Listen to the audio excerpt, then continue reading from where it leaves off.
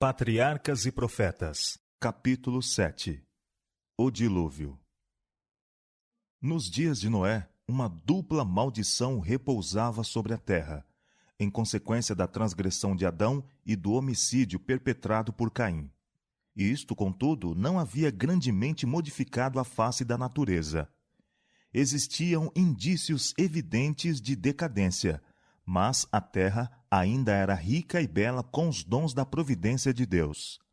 As colinas estavam coroadas de árvores majestosas, que sustentavam os ramos carregados de frutos das trepadeiras.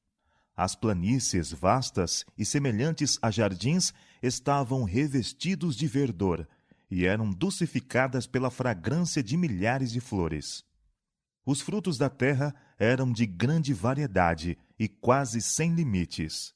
As árvores sobrepujavam em tamanho, beleza e proporção perfeita a qualquer que hoje exista. Sua madeira era de belo veio e dura resistência. Assemelhava-se muito à pedra e quase tão durável como esta. Ouro, prata e pedras preciosas existiam em abundância. A raça humana conservava ainda muito de seu primeiro vigor. Apenas poucas gerações se passaram desde que Adão tivera acesso à árvore que devia prolongar a vida, e a existência do homem ainda se media por séculos. Houvesse aquele povo de longa vida, com suas raras capacidades para planejar e executar, se dedicado ao serviço de Deus, e teriam feito do nome de seu Criador um louvor na terra, e correspondido ao propósito porque ele lhes dera vida. Eles, porém, deixaram de fazer isto. Haviam muitos gigantes, homens de grande estatura e força, afamados por sua sabedoria, hábeis ao imaginar as mais artificiosas e maravilhosas obras.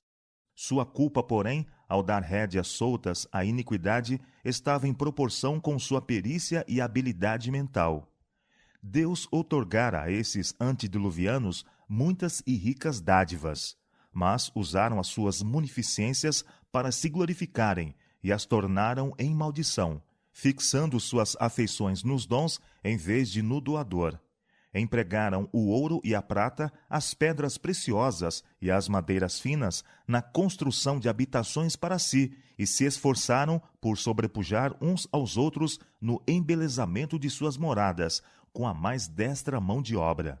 Procuravam tão somente satisfazer os desejos de seu orgulhoso coração e folgavam em cenas de prazer e impiedade. Não desejando conservar a Deus em seu conhecimento, logo vieram a negar a sua existência. Adoravam a natureza em lugar do Deus da natureza. Glorificavam o gênio humano, adoravam as obras de suas próprias mãos, ensinavam seus filhos a curvar-se ante imagens de escultura. Nos campos verdejantes e à sombra das esplêndidas árvores, erigiram os altares de seus ídolos. Bosques extensos, que conservavam a folhagem durante o ano todo, eram dedicados ao culto dos deuses falsos. A estes bosques ligavam-se belos jardins, sobrepondo-se às suas longas e serpeantes ruas árvores frutíferas de todos os tipos, sendo essas alamedas adornadas com estátuas e dotadas de todas as coisas que poderiam deleitar os sentidos ou servir aos desejos voluptuosos do povo, e assim induzi-los a participar do culto idolátrico. Os homens excluíram a Deus de seu conhecimento e adoraram as criaturas de sua própria imaginação, e como resultado se tornaram mais e mais aviltados. O salmista descreve o efeito que sobre o adorador de ídolos é produzido por tal culto. Diz ele: tornaram-se semelhantes a eles os que os fazem, e todos os que neles confiam. É uma lei do espírito humano que, pelo contemplar, somos transformados. O homem não se elevará acima de suas concepções sobre a vida, pureza e santidade. Se o espírito nunca é exaltado acima do nível da humanidade, se não é pela fé elevado a contemplar a sabedoria e o amor infinitos, o homem estará constantemente a submergir mais e mais. Os adoradores de deuses falsos vestiram suas divindades com atributos e paixões humanas, e assim sua norma de caráter se degradou à semelhança da humanidade pecadora. Corromperam-se consequentemente. Viu o Senhor que a maldade do homem se multiplicara sobre a terra, e que toda a imaginação dos pensamentos de seu coração era só má continuamente. A terra, porém, estava corrompida diante da face de Deus, e encheu-se a terra de violência. Deus dera ao homem os seus mandamentos como regra de vida, mas sua lei era transgredida, e todos os pecados imagináveis foram o resultado. A impiedade do homem era franca e ousada. A justiça pisada no pó e os clamores dos opressores chegavam até o céu. A poligamia fora logo introduzida, contrária às disposições divinas dadas ao princípio. O Senhor dera a Adão uma só esposa, mostrando sua ordem a tal respeito. Mas depois da queda, os homens preferiram seguir os seus próprios desejos pecaminosos, e como resultado, o crime e a miséria aumentaram rapidamente. Nem a relação do casamento, nem os direitos de propriedade eram respeitados. Quem quer que cobiçasse as mulheres ou as posses de seu próximo, tomava-as pela força, e os homens exultavam com suas ações de violência. Deleitavam-se na destruição da vida de animais, e o uso da carne como alimento tornava-os ainda mais cruéis e sanguinolentos, até que vieram a considerar a vida humana com espantosa indiferença. O mundo estava em sua infância. Todavia, a iniquidade se tornara tão aprofundada e esparsa que Deus não mais a podia suportar. E ele disse: Destruirei de sobre a face da terra o homem que criei. Gênesis capítulo 6, verso 7. Declarou que seu espírito não contenderia para sempre com a raça decaída. Se não cessassem de poluir com seus pecados o mundo e os seus ricos tesouros, ele os eliminaria de sua criação e destruiria as coisas com que se deleitara em abençoá-los. Devastaria os animais do campo e a vegetação que fornecia tão abundante provisão de alimento, e transformaria a formosa terra em um vasto cenário de desolação e ruína. Por entre a corrupção prevalecente, Matusalém, Noé e muitos outros trabalhavam para conservar vivo o conhecimento do verdadeiro Deus e conter a onda dos males morais. 120 anos antes do dilúvio, o Senhor, por meio de um santo anjo, declarou a Noé o seu propósito e ordenou-lhe construir uma arca. Enquanto construía a arca, deveria ele pregar que Deus traria um dilúvio de água sobre a terra para destruir os ímpios. Os que crescem na mensagem e se preparassem para aquele acontecimento, pelo arrependimento e reforma de vida, encontrariam perdão e seriam salvos. Enoque repetiu a seus filhos o que Deus lhe mostrara com relação ao dilúvio, e Matusalém e seus filhos, que viveram até alcançar a pregação de Noé, ajudaram na construção da arca. Deus deu a Noé as dimensões exatas da arca e instruções explícitas com relação à sua construção em todos os pormenores. A sabedoria humana não poderia ter concebido uma estrutura de tão grande resistência e durabilidade. Fora Deus que fizera a planta da mesma, e Noé o construtor-chefe. Foi construída semelhante ao casco de um navio, para que pudesse flutuar sobre a água, mas, em alguns sentidos, muito mais se parecia com uma casa. Tinha uma altura de 3 andares, com apenas uma porta, que ficava ao lado. A luz entrava por cima, e os diversos compartimentos eram de tal maneira arranjados que todos eram iluminados.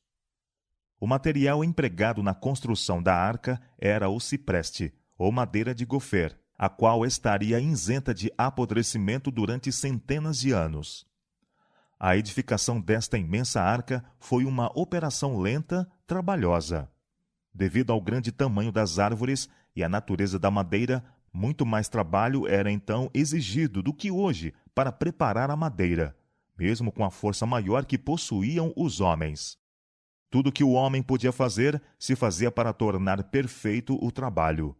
Contudo, a arca não podia por si ter resistido à tempestade que deveria sobrevir à terra. Unicamente Deus podia preservar seus servos das águas tempestuosas. Pela fé, Noé, divinamente avisado das coisas que ainda não se viam, temeu, e para a salvação de sua família, preparou a arca, pela qual condenou o mundo, e foi feito herdeiro da justiça que é segundo a fé. Enquanto Enoque estava a pregoar sua mensagem de advertência ao mundo, suas obras testificavam de sua sinceridade. Assim foi que sua fé se aperfeiçoou e se evidenciou. Ele deu ao mundo o exemplo de crer precisamente o que Deus diz. Tudo quanto possuía, empregou na arca. Ao começar a construir aquele imenso barco em terra seca, viam de todos os lados multidões para verem a estranha cena e ouvir as palavras sinceras, fervorosas do pregador original. Cada pancada desferida na arca era um testemunho para o povo. Muitos, a princípio, pareceram receber a advertência. Não se voltaram, todavia, para Deus com verdadeiro arrependimento. Não estavam dispostos a renunciar seus pecados. Durante o tempo que se passou antes da vinda do dilúvio, sua fé foi provada, e não conseguiram suportar a prova. Vencidos pela incredulidade prevalecente, uniram-se afinal a seus companheiros anteriores, rejeitando a solene mensagem.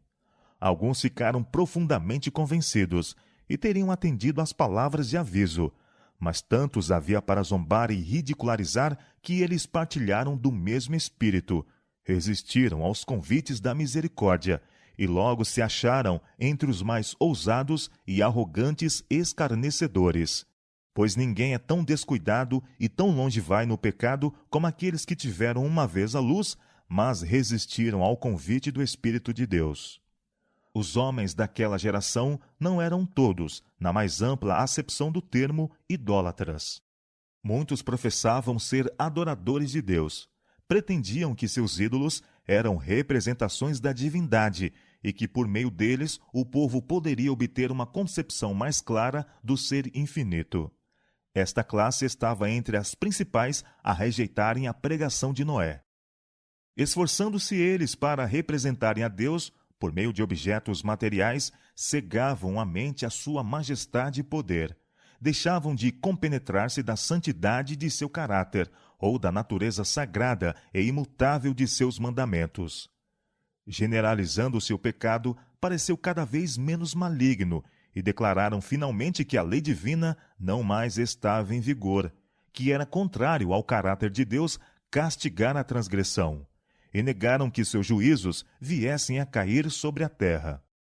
Houvesse os homens daquela geração obedecido à lei divina e teriam reconhecido a voz de Deus na advertência de seu servo. Sua mente, porém, se havia tornado tão cega pela rejeição da luz que realmente criam ser a mensagem de Noé uma ilusão. Não eram as multidões, ou a maioria, os que se encontravam do lado direito. O mundo se achava arregimentado contra a justiça de Deus e suas leis, e Noé era considerado um fanático. Satanás, quando tentou Eva a desobedecer a Deus, disse-lhe: "Certamente não morrereis." Gênesis capítulo 3, verso 4. Grandes homens, mundanos e honrados, e homens sábios, repetiam o mesmo. As ameaças de Deus, diziam eles, têm por fim intimidar, e nunca se cumprirão. Não necessitais de estar alarmados. Tal acontecimento como a destruição do mundo por Deus que o fez e o castigo dos seres que ele criou nunca sucederá. Estai em paz, não temais. Noé é um fanático extravagante. O mundo divertia-se com a loucura do velho iludido. Em vez de humilhar o coração perante Deus, continuaram na desobediência e impiedade, como se Deus não lhes houvera falado por meio de seu servo. Noé permanecia semelhante a uma rocha em meio da tempestade. Rodeado pelo desdém e ridículo popular, distinguia-se por sua santa integridade e fidelidade inabalável. Um poder assistia às suas palavras, pois era a voz de Deus ao homem por meio de seu servo.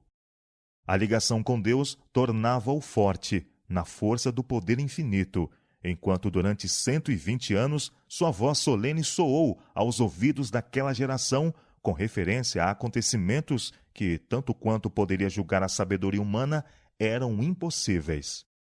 O mundo antediluviano raciocinava que durante séculos as leis da natureza tinham estado fixas.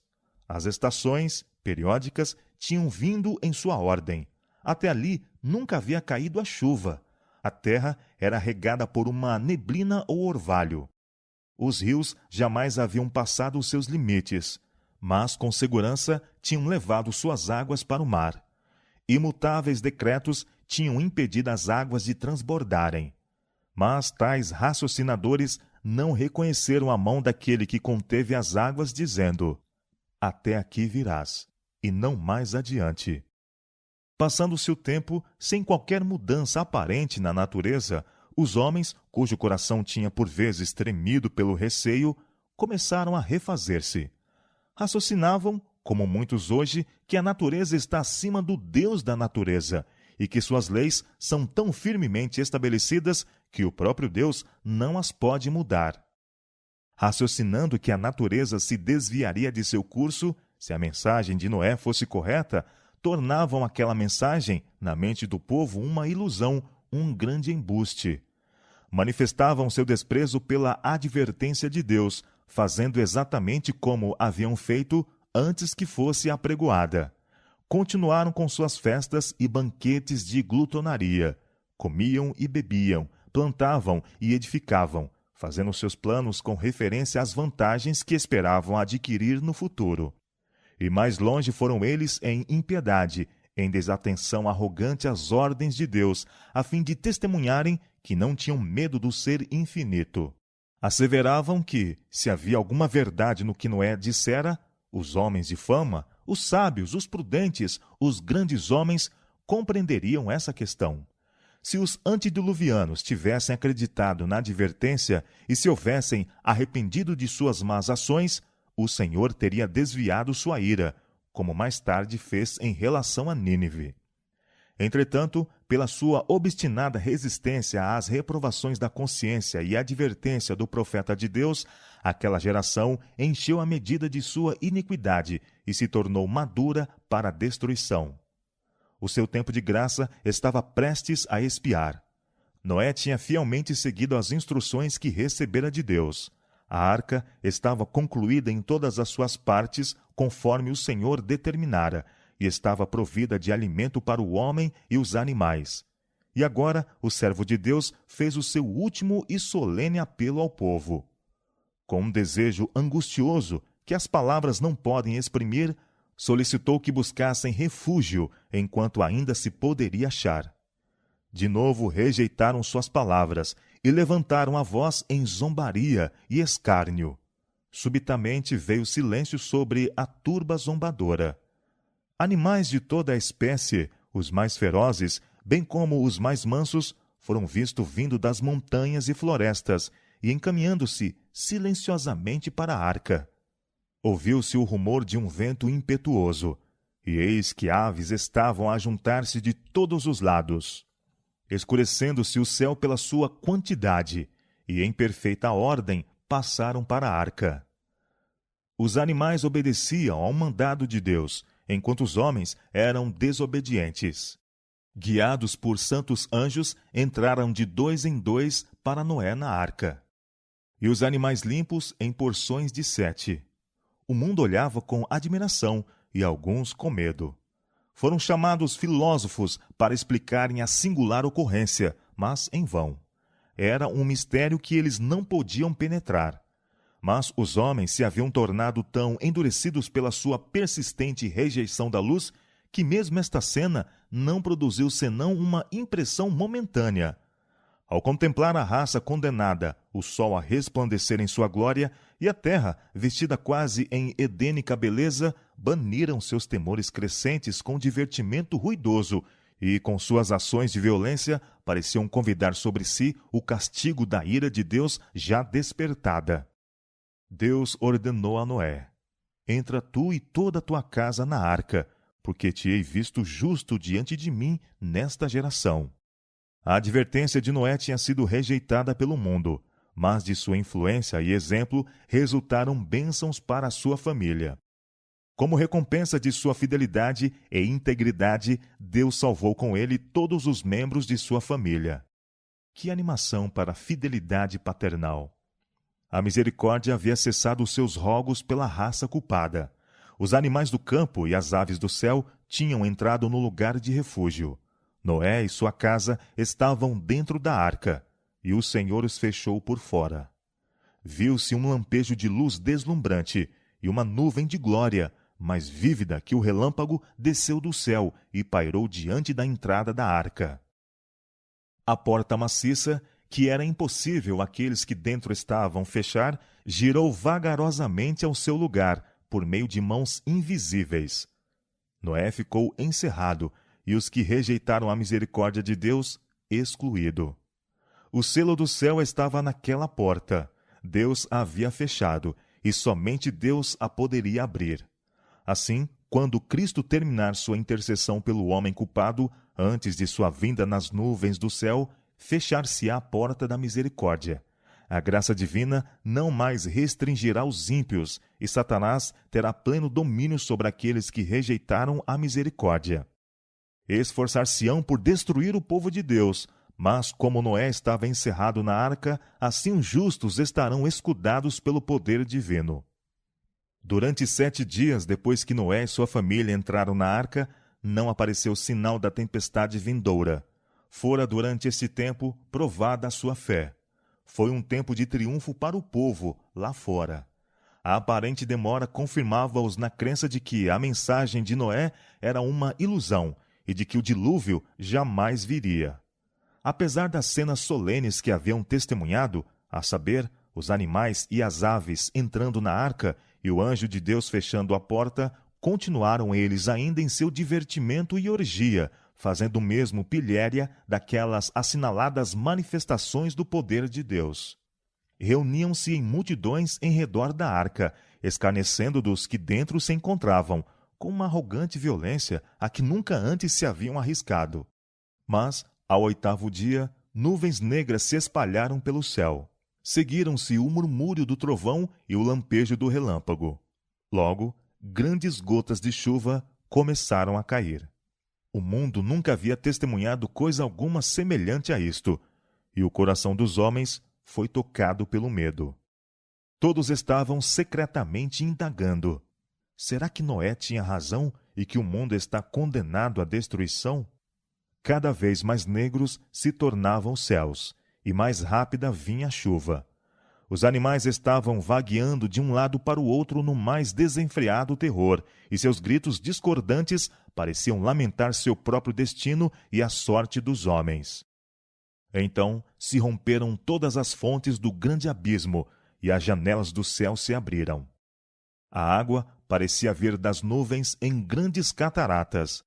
Os rios romperam seus limites e inundaram os vales. Jatos de água irrompiam da terra com força indescritível, arremessando pedras maciças a muitos metros para o ar, e ao caírem, sepultavam-se profundamente no solo. O povo viu, a princípio, a destruição das obras de suas mãos. Seus esplêndidos edifícios e os belos jardins e bosques em que haviam colocado seus ídolos eram destruídos pelos raios do céu, e as ruínas se espalhavam extensamente. Os altares em que se haviam oferecido sacrifícios humanos eram derribados, e tremiam os adoradores ante o poder do Deus vivo, e por saber que fora a sua corrupção e idolatria que atraíram a sua destruição. Aumentando a violência da tempestade, árvores, edifícios, pedras e terra eram arrojados a todos os lados. O terror do homem e dos animais era indescritível. Por sobre o estrondo da tempestade, ouvia-se o pranto de um povo que tinha desprezado a autoridade divina. O próprio Satanás, que fora obrigado a permanecer no meio dos elementos em fúria, temeu pela sua existência. Ele se havia deleitado em dirigir uma raça tão poderosa e desejava que vivessem para praticar suas abominações e continuar com sua rebelião contra o governador do céu. Agora proferia imprecações contra Deus, acusando-o de injustiça e crueldade. Muitos dentre o povo, semelhantes a Satanás, blasfemavam de Deus, e pudessem eles, tirá-lo-iam do trono do poder. Outros tomavam-se de frenesi, pelo terror, estendendo as mãos para a arca e rogando sua admissão ali. Seus rogos, porém, foram baldados. Despertou-se-lhes finalmente a consciência para saberem que há um Deus que governa nos céus. Chamaram por ele com ardor, mas os seus ouvidos não estavam abertos ao seu clamor. Naquela terrível hora, viram que a transgressão da lei de Deus determinara a sua ruína. Todavia, ao mesmo tempo em que, pelo medo do castigo, reconheciam seu pecado, não sentiam verdadeira contrição, nem horror ao mal. Teriam voltado ao seu desafio ao céu caso houvesse sido removido o juízo. Semelhantemente, quando os juízos de Deus caírem sobre a terra, antes de seu dilúvio de fogo, os impenitentes saberão precisamente onde pecaram e em que consiste o seu pecado, o desprezo à sua santa lei. Contudo, não terão verdadeiro arrependimento mais do que tiveram os pecadores do mundo antigo. Alguns, em seu desespero, esforçavam-se por penetrar na arca. Porém, a firme estrutura resistiu aos seus esforços. Alguns apegaram-se à arca até que foram arrebatados pelas águas revoltas, ou foi seu apego interrompido pela colisão com as rochas e árvores. A pesada arca estremecia em cada fibra, ao ser batida pelos ventos impetuosos e arremessada de uma vaga para outra.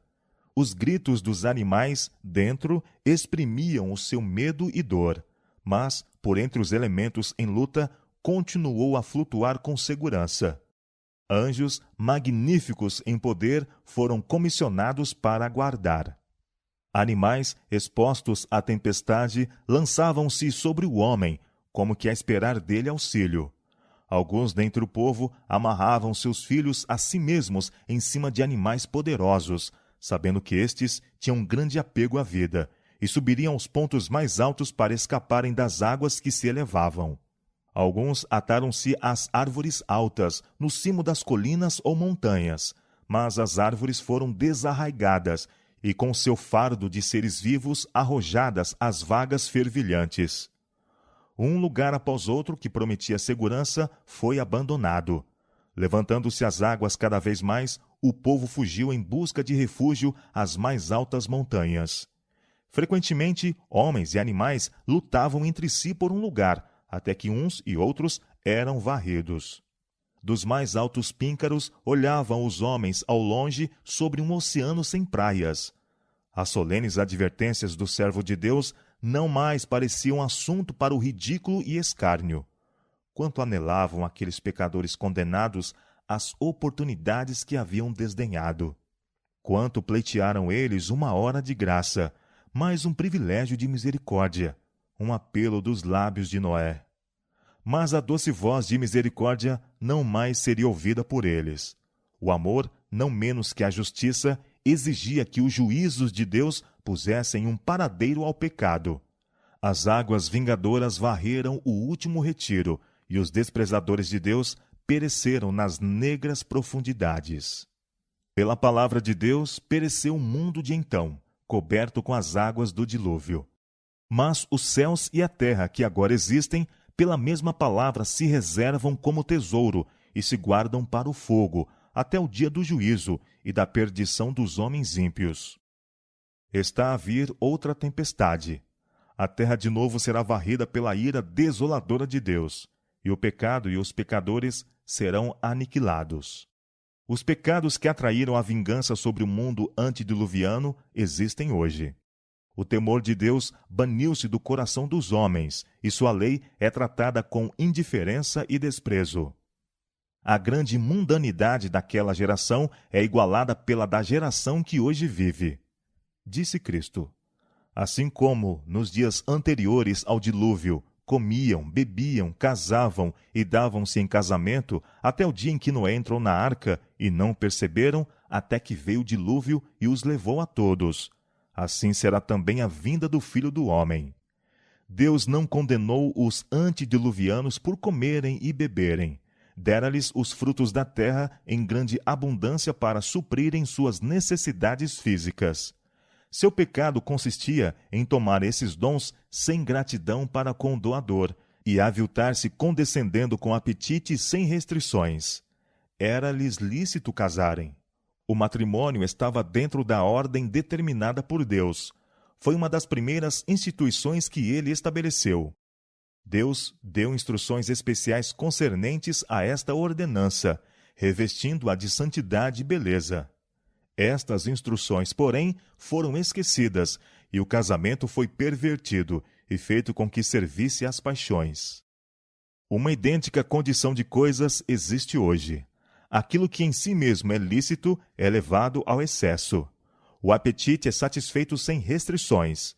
Professos seguidores de Cristo estão hoje comendo e bebendo com os ébrios, enquanto seus nomes permanecem nos honrados registros da Igreja.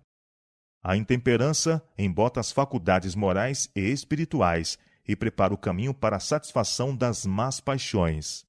Multidões não se sentem sob qualquer obrigação moral de reprimirem seus desejos sensuais e tornam-se escravos da luxúria.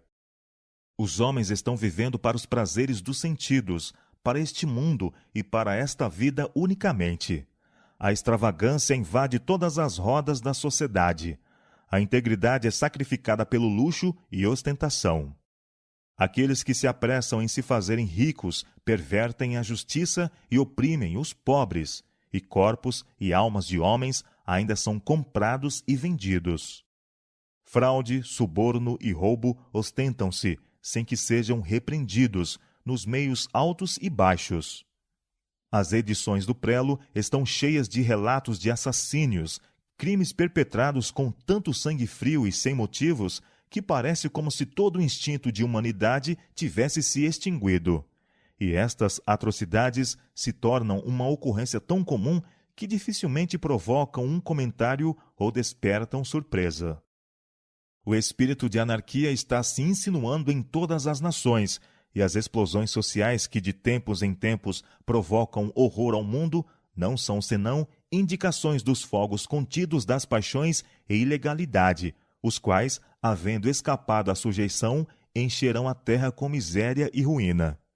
O quadro que a inspiração nos deu do mundo antediluviano representa muito verdadeiramente a condição a que rapidamente a sociedade moderna caminha. Mesmo agora, no século presente, e nos países que se professam cristãos, há crimes perpetrados diariamente, tão negros e terríveis como aqueles pelos quais os pecadores do velho mundo foram destruídos. Antes do dilúvio, Deus enviou Noé para divertir o mundo, a fim de que o povo pudesse ser levado ao arrependimento, e assim escapar da destruição ameaçada. Ao aproximar-se o tempo do segundo aparecimento de Cristo, o Senhor envia seus servos com uma advertência ao mundo, para que éste se prepare para aquele grande acontecimento. Multidões têm estado a viver em transgressão à lei de Deus, e agora ele, misericordiosamente, os chama para obedecerem aos seus sagrados preceitos. A todos os que abandonarem seus pecados pelo arrependimento para com Deus e fé em Cristo, se oferece o perdão. Muitos, porém, acham que requer um sacrifício demasiado grande abandonar o pecado. Porque sua vida não se harmoniza com os princípios puros do governo moral de Deus, rejeitam-lhe as advertências e negam a autoridade de sua lei. Dentre a vasta população da terra antes do dilúvio, apenas 8 almas creram na palavra de Deus por intermédio de Noé e lhe obedeceram. Durante 120 anos, o pregoeiro da justiça avisou o mundo da destruição vindoura. Mas sua mensagem foi rejeitada e desprezada. Assim será agora. Antes que o legislador venha para punir os desobedientes, os transgressores são avisados para que se arrependam e voltem à sua fidelidade. Mas, em relação à maioria, serão em vão estas advertências. Diz o apóstolo Pedro: nos últimos dias virão escarnecedores, andando segundo as suas próprias concupiscências, e dizendo: onde está a promessa da sua vinda? Porque desde que os pais dormiram, todas as coisas permanecem como desde o princípio. Não ouvimos estas mesmas palavras repetidas, não simplesmente pelos declaradamente ímpios, mas por muitos que ocupam o púlpito em nosso país? Não há outro motivo para alarme, exclamam eles. Antes que Cristo venha, todo o mundo se converterá, e a justiça reinará durante 1000 anos. Paz, paz. Todas as coisas continuam como eram desde o princípio. que ninguém se perturbe com a excitante mensagem desses alarmistas. Mas tal doutrina do milênio não se harmoniza com os ensinos de Cristo e seus apóstolos. Jesus fez a significativa pergunta: quando, porém, vier o Filho do Homem, porventura achará fé na terra? E, conforme vimos, ele declara que o estado do mundo será como nos dias de Noé. Paulo nos adverte que podemos esperar a iniquidade aumentar ao aproximar-se o fim. O Espírito expressamente diz que nos últimos tempos apostatarão alguns da fé, dando ouvidos a espíritos enganadores e a doutrinas de demônios. O apóstolo diz que nos últimos dias sobrevirão tempos trabalhosos. E ele dá uma lista surpreendente de pecados que se encontrarão entre os que têm uma forma de piedade. Estando a encerrar-se o seu tempo de graça, entregava-se os antediluvianos a divertimentos e festas excitantes. Os que possuíam influência e poderio aplicavam-se em conservar a mente do povo ocupada com júbilo e prazer, para que não acontecesse alguém ficar impressionado pela última e solene advertência. Não vemos o mesmo repetido em nossa época? Enquanto os servos de Deus estão a dar a mensagem de que o fim de todas as coisas está às portas, o mundo se absorve em divertimentos e busca de prazeres. Há uma constante sequência de sensações que ocasiona a indiferença para com Deus e impede o povo de se impressionar com as verdades que unicamente o podem salvar da destruição vindoura. No tempo de Noé, declaravam os filósofos que era impossível ser um mundo destruído pela água. Assim, há hoje homens de ciência que se esforçam por provar que o mundo não pode ser destruído pelo fogo, ou seja, que isto seria incoerente com as leis da natureza. Mas o Deus da natureza, o autor e dirigente das leis da mesma natureza, pode fazer uso das obras de suas mãos para servirem a seu propósito. Quando os grandes e sábios provaram para sua satisfação que era impossível o mundo ser destruído pela água, quando os temores do povo se acalmaram, quando todos consideravam a profecia de Noé como uma ilusão e o olhavam como a um fanático, então é que veio o tempo de Deus. Romperam-se todas as fontes do grande abismo e as janelas do céu se abriram, e os escarnecedores foram submersos nas águas do dilúvio.